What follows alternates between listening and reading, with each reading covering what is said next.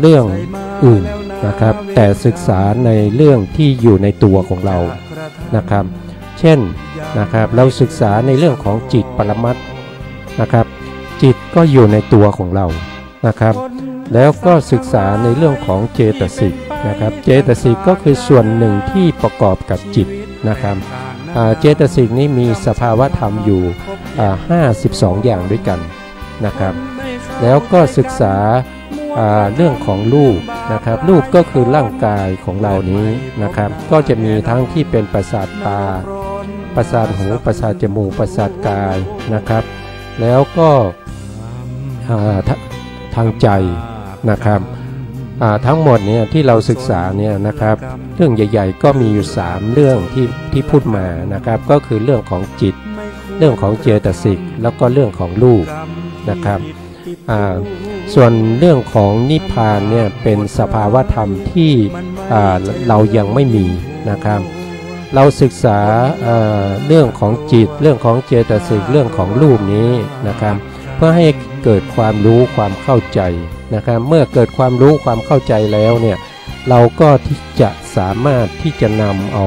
ความรู้ความเข้าใจทั้งหมดนี้นะครับมาประพฤติปฏิบัติให้เข้าถึง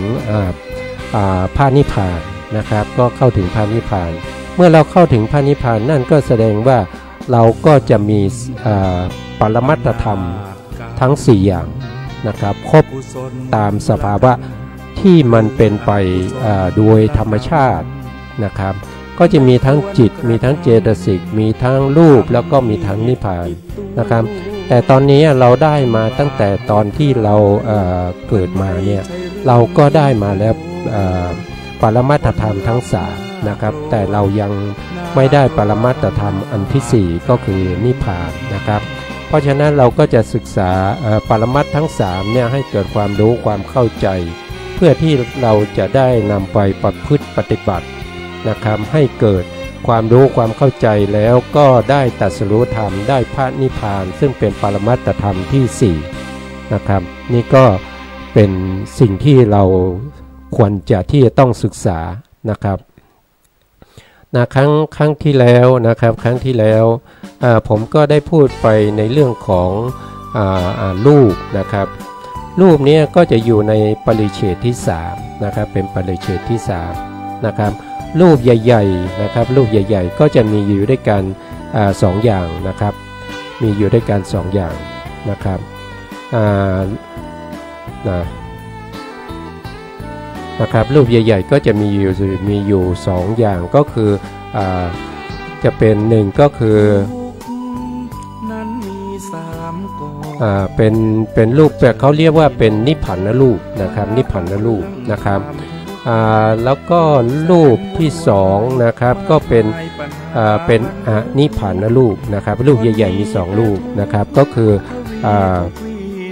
รูปประเภทใหญ่ๆมี2นะครับก็จะมีนิพพานรูปนะครับนิพพานรูปนะครับแล้วก็อนิพพานรูปนะครับอนิพพา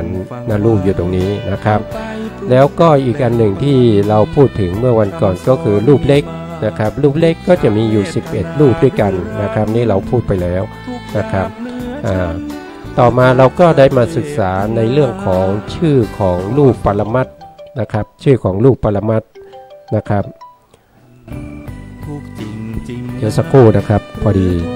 มีโทรศัพท์เข้านะครับโหลครับ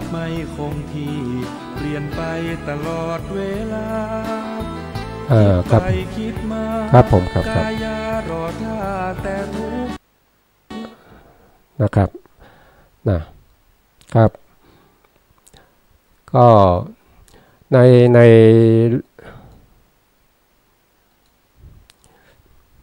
นรูปที่พระอนุรุทธาจารย์ท่านตั้งชื่อนะครับ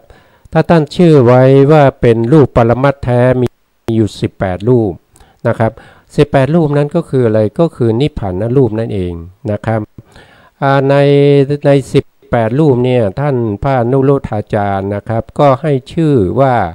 นะครับก็ให้ชื่อนะครับ18รูปนี้ก็จะมีชื่ออยู่5ชื่อนะครับ1ก็คือสภาวะรูปนะครับสภาวะรูปก็คือรูปที่มีสภาวะของตัวเองนะครับ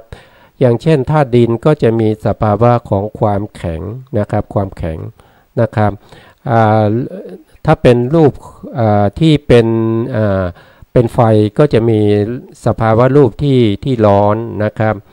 แล้วก็ถ้าเป็นสภาวะที่เป็นลมก็จะมีความหย่อนความตึงความไหวนะครับอันนี้ก็เป็นสภาวะรูปนะครับรูปทั้งหมดที่เป็นปรมัตถ์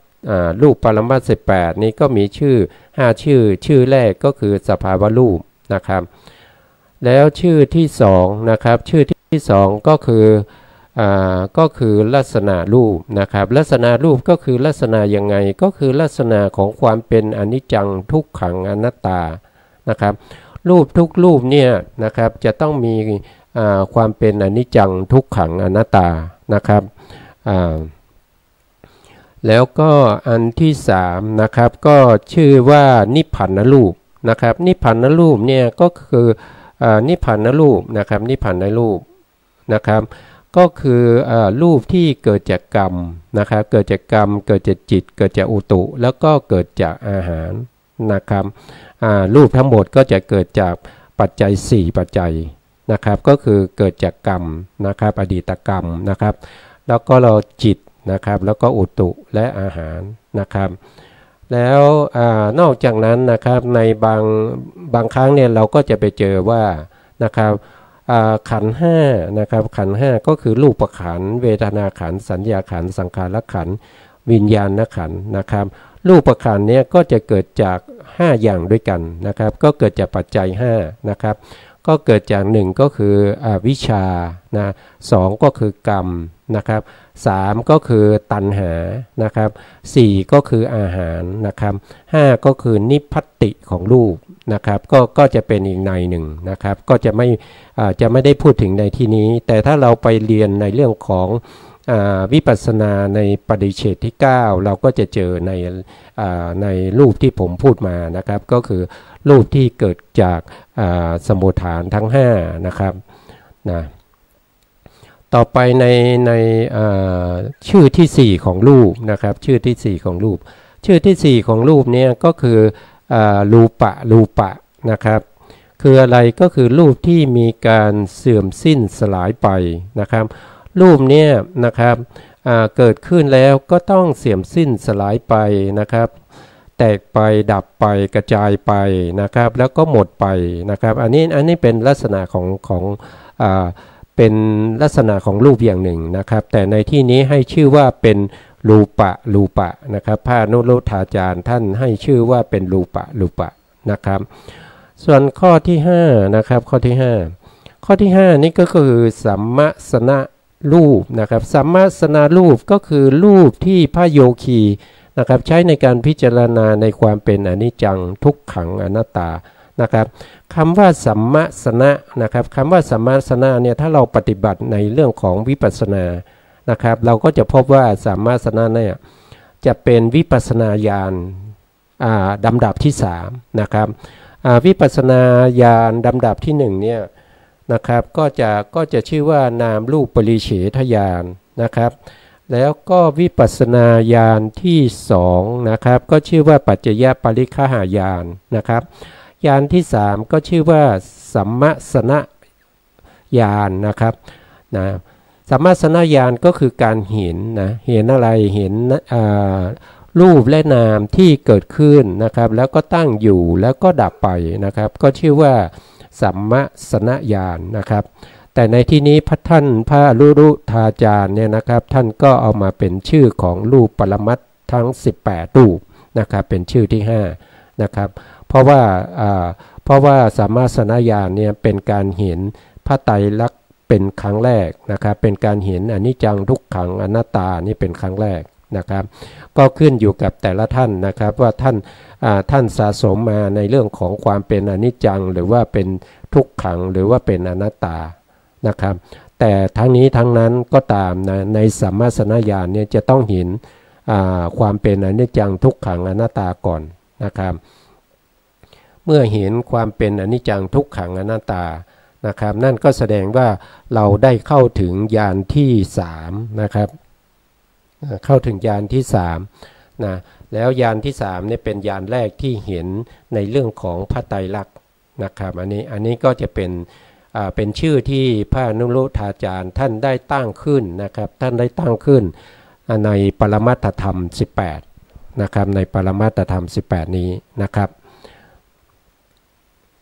นะแล้วก็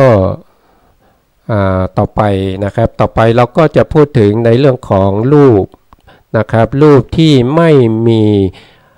ปรมัตถ์แท้นะครับรูปที่ไม่ใช่ปรมัตถ์แท้มีอยู่10รูปนะครับ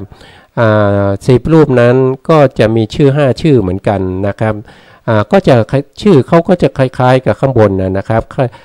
คล้ายๆกับชื่อที่เราเรียกว่าเป็นปรมัตถ์แท้นะครับอย่างเช่นข้อที่1เนี่ยนะครับเช่นข้อที่1เนี่ยเราที่เป็นปรมัตถ์แท้เนี่ยเราให้ชื่อว่าสภาวะรูปใช่ไหมครับแต่ถ้าเป็นในรูปที่ไม่ใช่ปรมัตถ์แท้เนี่ยเราก็จะให้ชื่อว่าเป็นอสภาวะรูปนะครับสภาวะรูปนะครับก็อยู่ข้างล่างนะครับก็ไม่ตรงนี้นะครับในส่วนตรงนี้ไม่ทราบว่าในจอจะเห็นหรือเปล่านะครับสภาวะรูปก็คือรูปที่ไม่มีสภาวะของตัวเองนะครับไม่มีสภาวะของตัวเองนะส่วนชื่อที่2เนี่ยนะครับก็ชื่อว่าลักขณะรูปนะครับนะสะนะครับสะลักขณะรูปนะสะลักขณะรูปก็คือรูปที่ไม่มีลักษณะนะครับไม่มีลักษณะความเป็นอนิจจังทุกขังอนัตตานะครับอย่างเช่นในเรื่องของที่เราเรียนมาเมื่อครั้งที่แล้วที่เราพูดถึงในเรื่องของปริเฉทรูปก็คือเป็นช่องเป็นจุดที่ต่อระหว่างรูปกลาบต่อรูปกลาบใช่ไหมครับในรูปกลาบต่อรูปกลาบในตรงนั้นเนี่ยจะมีช่องว่างนะครับตรงช่องว่างที่เกิดขึ้นเราเรียกว่าเป็นปริเฉทรูปนะครับตรงปริเฉทรูปเนี่ยเป็นลักษณะว่าเป็นรอยต่อของนิพพานรูปนะครับถ้าไม่มีนิพพานรูปมาต่อกันนะครับปริเฉทรูปก็เกิดไม่ได้นะครับปริเฉทรูปก็เกิดไม่ได้นะครับอย่างเช่นเดี๋ยวผมตัวอย่างให้ดูนะครับ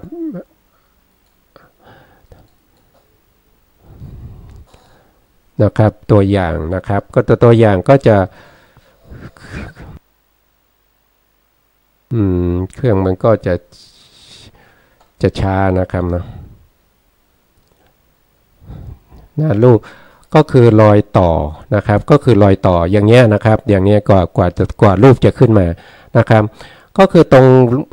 สีกลมๆสีน้ำเงินเนี่ยจะเป็นเขาเรียกว่าเป็นรูปกะลาบนะครับตรงนี้เป็นรูปกะลาบนะครับพวกนี้เป็นรูปกะลาบนะครับแล้วรูปกะลาบเนี่ยจะมาเรียงต่อกันนะครับอย่างเช่นประสาทตาเนี่ยจักขุประสาทเนี่ยนะครับก็จะมีจักขุประสาทนี่มากมายก็จะมาต่อกันอย่างนี้นะครับก็จะมาต่อกันอย่างนี้พอต่อกันอย่างนี้เนี่ยในขณะที่เขาต่อกันมันก็จะมีช่องว่างนะครับมีช่องว่างระหว่างรอยต่อนะครับรอยต่อของจักขุประสาทนะครับหรือว่ารูปทั้งหลายที่ต่อกันตรงนี้จะมีช่องว่างอยู่นะครับตรงช่องว่างนี้แหละที่เราเรียกว่าเป็นปริเฉทรูปนะครับเป็นปริเฉทรูปนะครับเพราะฉะนั้นปริเฉทรูปตรงที่พูดถึงเนี่ยนะครับก็จะเป็นรูปที่ไม่มีสภาวะของตัวเองนะครับไม่มีสภาวะของตัวเองนะครับเดี๋ยวผมก็จะก็จะไม่มีสภาวะของตัวเองก็คือไม่มีความเป็นอนิจจังนะครับไม่มีความเป็นอนิจจังนะครับแล้วก็ไม่มีความเป็นทุกข์นะครับไม่มีความเป็นทุกข์แล้วก็ไม่มีความเป็นอนัตตานะครับอนัตตานะเพราะว่าอะไรก็เพราะว่าเขาไม่มีสภาวะของตัวเองโดยเฉพาะแต่การที่เขาเกิดขึ้นได้ เขาต้องอาศัยนิพพานรูปนะครับต้องอาศัยนิพพานรูปมาเรียงต่อกันนะครับเมื่อเรียงต่อกันแล้วก็จะเกิดช่องว่างระหว่างรอยต่อนั้นก็จะเรียกว่าเป็นปริเฉทรูปนะรูปในลักษณะอย่างนี้เราก็จะเรียกว่าเป็นรูปที่ไม่ใช่รูปปรมัตถ์แท้นะครับไม่ใช่รูปปรมัตถ์แท้นะครับส่วนต่อไปนะครับต่อไปอันที่3นะอันที่3ก็คืออานิพพานรูป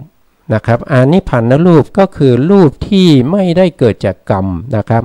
ไม่ได้เกิดจากจิตไม่ได้เกิดจากอุตุไม่ได้เกิดจากอาหารนะครับ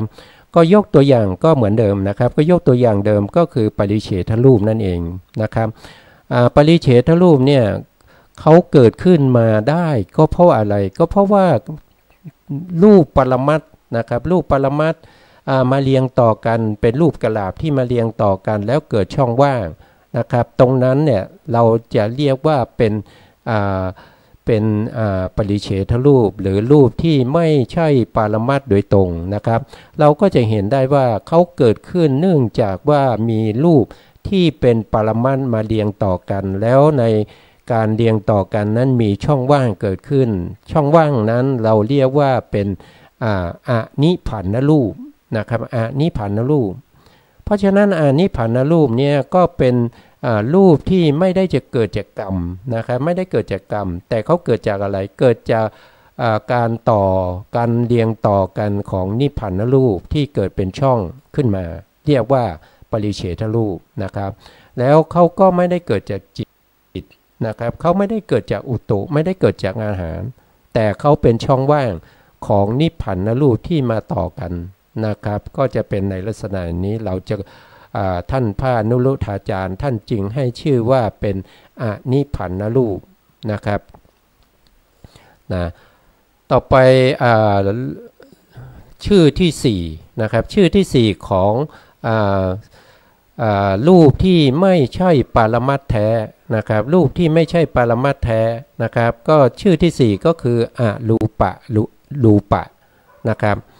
อรูปะนะครับก็คืออะไรก็คือรูปที่ไม่มีการเสื่อมสิ้นสลายไปนะครับไม่มีการเสื่อมสิ้นสลายไปนะครับเสื่อมสิ้นสลายไปนะครับเพราะว่าเขาไม่ได้เป็นรูปปรมัตถ์แท้เขาเป็นรูปแค่เป็นช่องว่างนะครับยกตัวอย่างปริเฉทรูปเหมือนเดิมนะครับก็เป็นแค่ช่องว่างของรอยต่อของนิพพานรูปนะครับดังนั้นเขาจึงไม่มีการที่จะเสื่อมสิ้นสลายไปนะครับเขาเกิดขึ้นเพราะมีรอยต่อมาต่อมีรูปที่เป็นรูปกลาบมาต่อกันนะครับเสร็จแล้วถ้ารูปกลาบนั้นเสื่อมสิ้นสลายไปนะครับหรือว่าพังไปหรือว่าหมดไปหรือว่าดับไปนะครับส่วนที่เป็นปริเฉทรูปนี้มันก็จะไม่มีนะครับมันก็จะดับไปแต่โดยปกติแล้วตัวปริเฉทรูปนี้จะดับไปสิ้นไปสลายไปเหมือนกับนิพพานรูปโดยตรงนี้มันไม่มีนะครับไม่มีเพราะฉะนั้นรูปะนะครับจึงได้ชื่อว่าอันนะครับรูปที่ไม่ใช่ปรมัตถ์แท้เนี่ยที่เป็นรูปะเนี่ยนะครับจึงได้ชื่อว่าอรูปะเพราะเป็นรูปที่ไม่มีการเสื่อมสิ้นสลายไปนะครับนะอันนี้เป็นรูปที่ไม่ใช่ปรมัตถ์แท้นะครับแต่ถ้าเป็นรูปที่เป็นปรมัตถ์แท้ก็จะชื่อว่ารูปะก็มีการเสื่อมสิ้นสลายไปนะครับแต่ที่ไม่ใช่ปรมัตถ์แท้ก็จะเติมคำว่าลงไปข้างหน้านะครับก็เป็นอรูปะนะครับคือรูปที่ไม่มีการเสื่อมสิ้นสลายไปเป็นแต่เพียงลักษณะของรูปที่เกิดจาก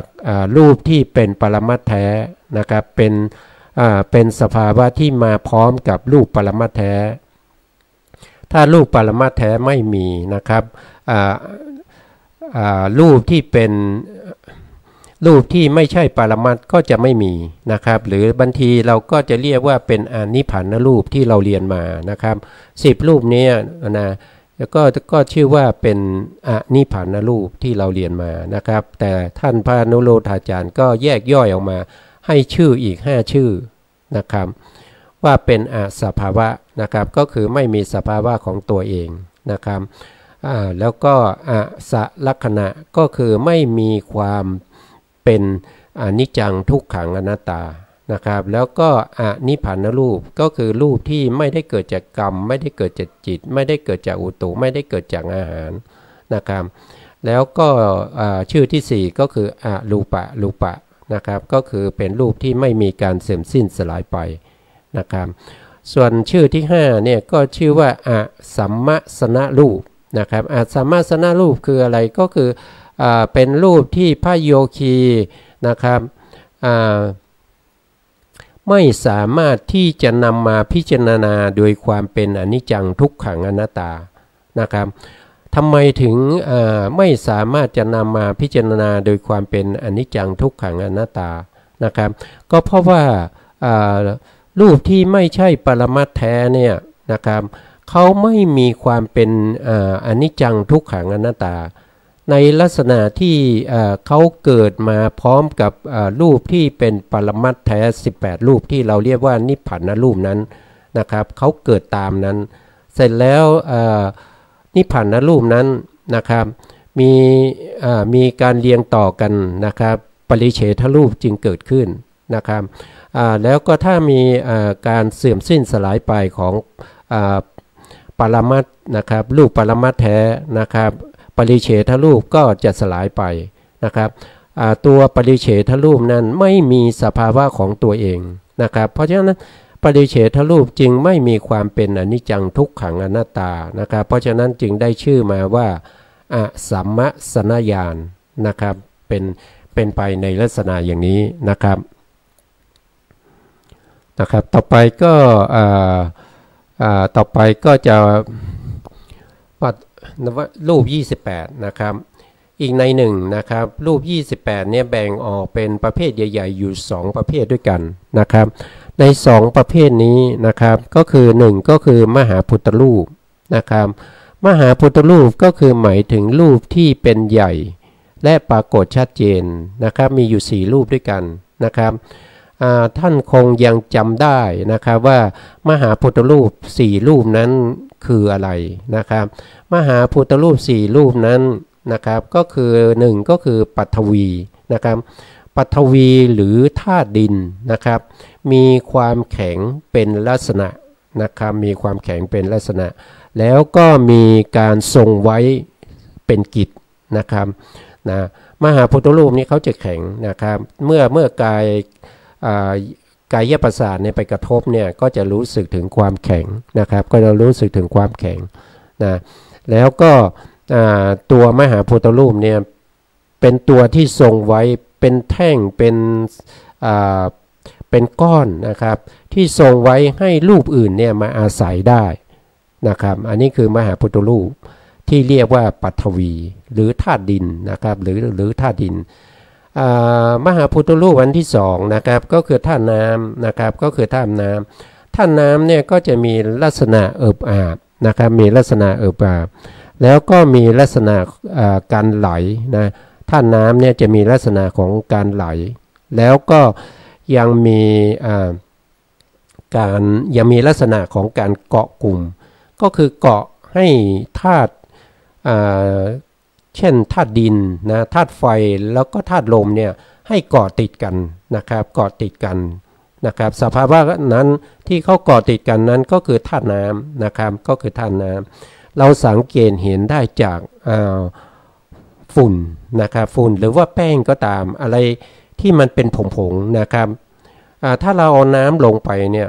นะครับเขาจะเกาะกันเป็นก้อนนะครับแต่ถ้าไม่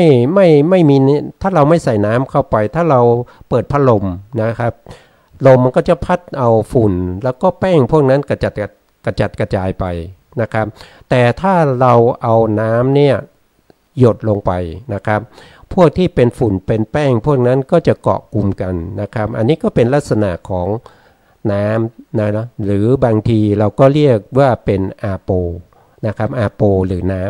นะครับก็จัดอยู่ในมหาพุทธรูปที่2นะอันที่2ส่วนอันที่3เนี่ยก็คือธาตุไฟนะครับธาตุไฟก็คือความเย็นความร้อนนะครับที่อยู่ในมหาพุทธรูปทั้ง4นะครับอย่างเช่นเราเอามือเนี่ยไปกระทบกับโต๊ะนะครับโต๊ะนี้จะมีความแข็งนะโต๊ะนี้จะมีความเย็นนะครับโต๊ะนี้บางครั้งก็จะร้อนเพราะอุ่นนะครับพวกนี้คำว่าที่เราสัมผัสได้ด้วยกายประสาทที่เราไปกระทบเนี่ยนะครับที่รู้สึกถึงความเย็นความอุ่นหรือว่าความร้อนเนี่ยอันนี้เป็นธาตุไฟนะครับเป็นธาตุไฟที่อยู่ในโต๊ะนะครับแต่ในโต๊ะนั้นนะมีการรวมกันของมหาพุทธรูปนะครับนะมีการรวมกันของมหาพุทธรูปจึงแสดงสภาวะปรากฏให้เราสัมผัสด้วยกายประสาทได้นะครับส่วนที่มหาพุทธรูปที่4นะครับมหาพุทธรูปที่4เนี่ยนะครับก็คือได้แก่ธาตุลมนะครับก็คือธาตุลมหรือเรียกว่าวายโยธาตุนะครับธาตุลมเนี่ยมีลักษณะเข่งตึงนะครับมีลักษณะเข่งตึงหรือว่ามีลักษณะของความไหวนะครับไหวนะครับอย่างถ้าเรามีลมมาเนี่ยเราก็ถ้าเราไม่เรามองมันจะมองไม่เห็นนะครับแต่ถ้าเราจะเห็นได้ก็ต่อเมื่อดูที่ใบไม้ที่มันไหวนะครับที่มันไหวไปนะครับที่มันพัดไปนะครับอันนั้นเป็นลักษณะของลมนะครับแล้วเราก็มาดูที่กายนะครับในกายของเราเนี่ยเวลาเราจับที่โต๊ะนะครับเราจับที่โต๊ะนะครับเมื่อเราจับที่โต๊ะเนี่ยเราจะรู้สึกถึงความตึงนะครับความตึงของมือที่เราไปจับโต๊ะนะครับไอ้ความตึงที่จับที่โต๊ะนั้นอันนั้นน่ะจะเป็นธาตุลมนะครับเป็นธาตุลมนะครับเวลาเราเดินก็เช่นเดียวกันนะครับถ้าไม่มีธาตุลมเนี่ยเราไม่สามารถที่จะเดินไปได้นะครับแม้กระทั่งเวลาเรายืนก็ทรงตัวไม่ได้นะครับธาตุลมนะครับหรือว่าเรานั่งยังนั่งไม่ได้ไม่สามารถจะนั่งทรงตัวให้ตรงๆได้นะครับสิ่งพวกนี้เป็นอำนาจของธาตุลมนะครับเมื่อมีธาตุลมจึงทำให้เรานี่เคลื่อนไหวร่างกายได้นะครับบางทีเราเดินเนี่ยเราก็บางครั้งเนี่ยเราจะเซนะครับเราอาจจะเซไปเซมานั่นแสดงว่าเป็นอำนาจของธาตุลมที่อยู่ในตัวนะครับในตัวเรานะครับแล้วธาตุลมที่อยู่ในตัวเราเนี่ยนะครับก็จะมีอยู่6อย่างนะครับ6อย่างก็คือ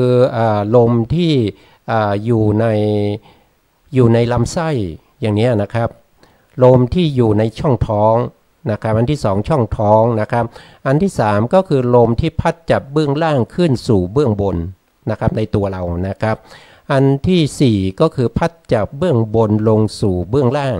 นะครับอันที่5ก็คือลมที่อยู่ทั่วสารพันกายนะครับสารพันกายก็คือเป็นช่องลมที่เราพูดถึงเมื่อตะกี้นะครับก็คือ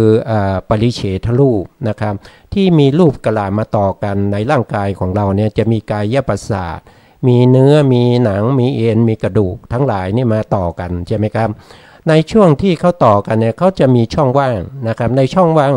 ตรงนั้นก็จะมีลมอยู่นะครับอันนั้นก็คือลมที่อยู่ทั่วสารพันกายของเรานะครับก็เป็นข้อที่5นะครับส่วนข้อที่6เนี่ยนะครับก็คือเขาเรียกว่าอัสสสะปัสสสะนะครับบางท่านก็จะรู้แล้วนะครับว่าอัสสสะปัสสสะก็คือลมหายใจนั่นเองนะครับก็จะมีลมหายใจเป็นอันดับ6นะครับอันนี้ก็คือเรื่องของมหาพุทธรูปทั้ง4นะครับมหาพุทธรูปทั้ง4นะครับมหาพุทธรูปทั้ง4มีอะไรบ้างนะครับก็ทวนอีกนิดหนึ่งนะครับก็คือ1ก็คือมีปฐวีหรือธา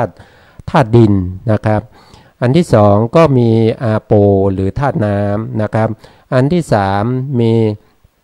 เตโชหรือธาตุไฟ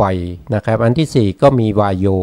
หรือธาตุลมนะครับก็มี4อย่างนะครับ4อย่างนี้นะครับเรารวมกันเราเรียกว่าเป็นมหาพุทธรูปนะครับมหาพุทธรูป4แล้วมหาพุทธรูป4นี้นะครับก็ยังเป็นที่ตั้งที่อาศัยของอุปาทายรูปนะครับอุปาทายรูปก็คือหมายถึงรูปที่ อาศัยมหาพุทธรูปเกิดขึ้นนะครับอุปัฏฐายรูปนี้มีอยู่ทั้งหมด24นะครับพวก24เนี่ยอาศัยมหาพุทธรูปเกิดขึ้นนะครับรายละเอียดเดี๋ยวเราคงจะพรุ่งนี้เช้าเราคงจะได้